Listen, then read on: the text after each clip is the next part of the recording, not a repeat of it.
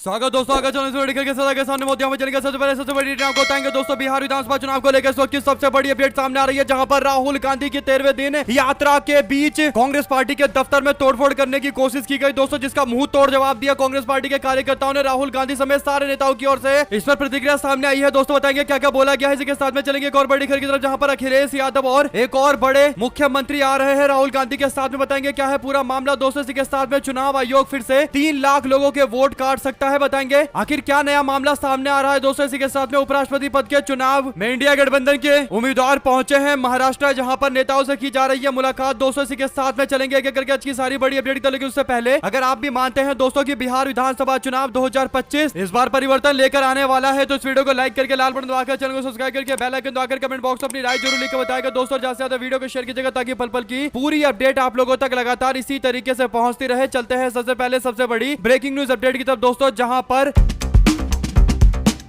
Congress party के नेता प्रतिपक्ष राहुल गांधी लगातार बिहार में अपनी यात्रा निकाल रहे हैं दोस्तों। जैसा कि आप जानते हैं कि 12वें दिन राहुल गांधी मोतिहारी में मौजूद थे दोस्तों, और आज राहुल गांधी की 13वें दिन यात्रा मोतिहारी से शुरू होती है दोस्तों। इसके बाद राहुल गांधी पश्चिम चंपारण पहुंचते हैं और यात्रा आगे बढ़ते हुए गोपालगंज की ओर आगे बढ़ता है, और शाम को आते आते राहुल गांधी सारण जिले में रहेंगे मौजूद, और यहाँ पर पार्टी के कार्यकर्ताओं को संबोधित करके फिर से कल से यात्रा शुरू होने वाली है दोस्तों। लेकिन इस यात्रा के दौरान भाजपाइयों ने हंगामा किया है दोस्तों। आपको बता दें कि राहुल गांधी के सामने आकर तो नारेबाजी नहीं कर सकते, क्योंकि पहले करने के लिए गए थे तो कांग्रेस पार्टी के कार्यकर्ताओं ने जमकर खबर ले ली थी दोस्तों। इसके बाद भाजपाई राहुल गांधी का विरोध करने के लिए, उनकी यात्रा का इनडायरेक्ट तरीके से विरोध करने के लिए कांग्रेस पार्टी के पटना स्थित सदाकत आश्रम यानी कांग्रेस पार्टी के हेडक्वार्टर में, बिहार के हेडक्वार्टर में पहुंच गए दोस्तों। इसके बाद बीजेपी के नेता कई सारे वरिष्ठ नेताओं के साथ में आकर बवाल करने लगे दोस्तों। कांग्रेस पार्टी के दफ्तर के बाहर के दरवाजे के बाहर बवाल कर रहे थे, और बवाल होता देख कांग्रेस पार्टी के कार्यकर्ता भी गेट के पास आ जाते हैं दोस्तों, और पुलिस प्रशासन के लोग बीच में मौजूद रहते हैं और स्थिति को संभालने की कोशिश करते रहते हैं। ऐसे में भाजपाई अपने साथ में बड़े बड़े लाठी लेकर आए थे दोस्तों, जिसका जवाब देते हुए कांग्रेस पार्टी के लोगों ने भी अपने दफ्तर से कई सारे लाठी डंडे निकाल लिए दोस्तों, और उसके बाद जमकर बवाल हुआ। आपको बता दें कि भाजपा के कार्यकर्ता और कांग्रेस पार्टी के कार्यकर्ता गेट खुलने के साथ एक दूसरे के आमने सामने आ गए दोस्तों, और जमकर लाठियां भांजी गई। भाजपा के कार्यकर्ताओं के साथ में दोस्तों बवाल करने वाले बीजेपी के मंत्री संजय सरावगी भी थे और नितिन नवीन भी थे, यानी दो मंत्री आए थे यहाँ पर बवाल खड़ा करने के लिए। सोचिए, जिसकी सरकार है उसके मंत्री आकर कांग्रेस पार्टी के दफ्तर पर हमला करने की कोशिश कर रहे थे। दूसरी ओर खबर यह है कि घायलों को अस्पताल में भर्ती कराया गया है दोस्तों। इसमें भाजपाई ज्यादातर घायल हो गए हैं, क्योंकि वो गए थे मारपीट करने के लिए, और उल्टा जब कांग्रेस पार्टी के लोगों ने अपने दफ्तर को बचाना शुरू किया तो इनके कई सारे लोगों के चोट लग गए भाजपाइयों के, और ज्यादातर बीजेपी वालों के झंडे पड़े हुए दिखाई दे रहे थे। ऐसा लग रहा था कि भाजपाई झंडे छोड़कर भाग गए हैं दोस्तों। कुल मिलाकर कांग्रेस पार्टी ने जिस तरीके से प्रतिक्रिया दी है कार्यकर्ता ने दोस्तों, इसे लेकर अब अलग अलग तरीके की प्रतिक्रिया सामने आ रही है। राहुल गांधी कहते हैं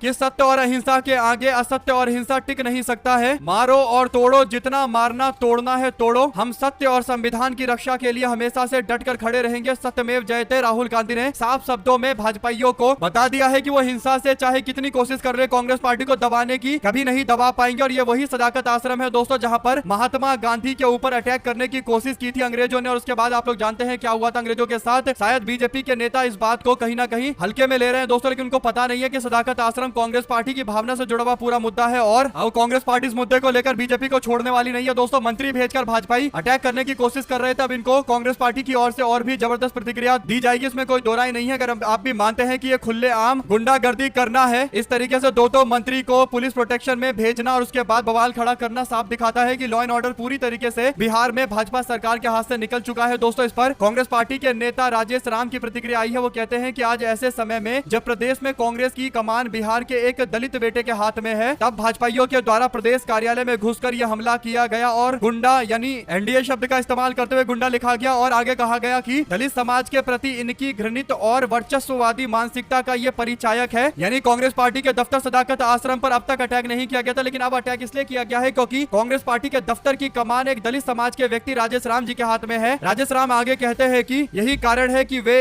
एक और हम दलित पिछड़ा लोगों का वोट काटकर हमारी राजनीतिक ताकत को खत्म करना चाहते हैं, और दूसरी ओर एक दलित के बेटे के नेतृत्व में चल रहे प्रदेश कांग्रेस मुख्यालय पर हमला करके उसे डराने की कोशिश कर रहे हैं। लेकिन हम बापू को मानने वाले लोग हैं। अहिंसा और निर्भयता हमारे मूल आदर्श हैं। जब अंग्रेजों की तोपें हमें नहीं डरा सकी, तो इनकी लाठियां और डंडे और पत्थर से हम क्या डरने वाले हैं। दलित समाज के प्रति भाजपा का ये असली चेहरा सबके सामने उजागर हो चुका है। बिहार की जनता भाजपा के नेतृत्व में चल रही गुंडा राज को करारा जवाब देगी। आप लोग क्या प्रतिक्रिया देना चाहते हैं दोस्तों, अपनी राय जरूर लिखकर बताएगा। चलते हैं एक और बड़ी खबर की तरफ, जहां पर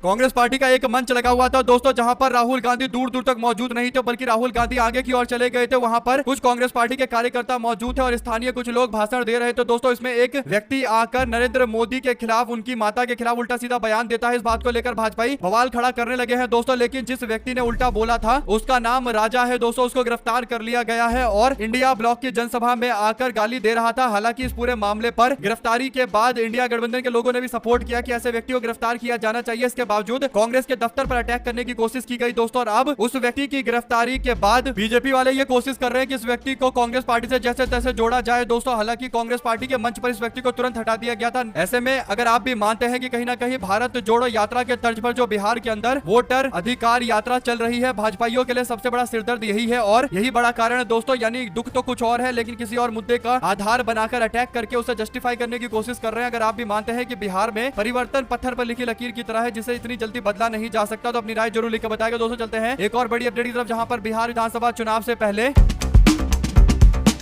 वोटर लिस्ट से 3 लाख मतदाताओं के नाम और कटने की कगार पर है दोस्तों। चुनाव आयोग ने इन वोटर को नोटिस जारी किया है। इन मतदाताओं ने वोटर लिस्ट में विशेष गहन पुनर्निरीक्षण यानी SIR के तहत दावा आपत्ति के दौरान जरूरी दस्तावेज जमा नहीं किए थे। ऐसे वोटर से उनकी नागरिकता की पहचान स्थापित करने को कहा जाएगा दोस्तों। ऐसा नहीं करने पर उनके नाम फाइनल वोटर लिस्ट में शामिल नहीं किए जाएंगे। वे आगामी विधानसभा चुनाव में वोट नहीं डाल पाएंगे। इससे पहले SIR के तहत आयोग ने बिहार में करीब 65 लाख मृत और डुप्लीकेटेड और अन्य जगह पर शिफ्ट किए गए मतदाताओं के नाम वोटर लिस्ट से हटाए थे दोस्तों। 2 शब्द इस मामले पर आप भी जरूर लिखकर बताइएगा। चलते हैं एक और बड़ी खबर की तरफ, जहां पर महाराष्ट्र के पूर्व मुख्यमंत्री उद्धव ठाकरे ने इंडिया गठबंधन के उपराष्ट्रपति पद के उम्मीदवार सुदर्शन रेड्डी से मुलाकात की है दोस्तों। सुदर्शन रेड्डी इससे पहले अखिलेश यादव से मुलाकात करने के लिए उत्तर प्रदेश में मौजूद थे दोस्तों। उसके बाद वो लेफ्ट पार्टी के सभी लोगों से, सभी सांसदों से समर्थन प्राप्त करने के लिए उनसे मुलाकात करने पहुंचे। तब उद्धव ठाकरे से भी उनके घर पर जाकर मुलाकात की है दोस्तों और समर्थन की अपील की है। आज ही शरद पवार से भी इनकी मुलाकात हो सकती है और इंडिया गठबंधन की जितनी पार्टियां हैं दोस्तों, उन सबको अप्रोच कर रहे हैं ताकि ज्यादा से ज्यादा समर्थन मिले और ये बात सुनिश्चित हो कि कोशिश कर रहे हैं कि इंडिया गठबंधन की सारी पार्टियों को अपने विजन के बारे में बताए कि आखिर वो करने वाले क्या है। और जब एकदम क्लैरिटी हो जाएगी तो समर्थन भी मिल जाएगा दोस्तों। धीरे धीरे करके एनडीए गठबंधन के सहयोगियों से भी मुलाकात करने का टाइम मांग सकते हैं। ऐसे में अगर आप भी मानते हैं कि सुदर्शन रेड्डी आने वाले चुनाव में, खासकर उपराष्ट्रपति पद के चुनाव में बड़ा खेला भी कर सकते हैं दोस्तों, उनकी जिस तरीके की साफ सुथरी इमेज है उसे लेकर कहीं ना कहीं एनडीए वाले बुरी तरीके से बैकफुट पर है। साथ साथ दोस्तों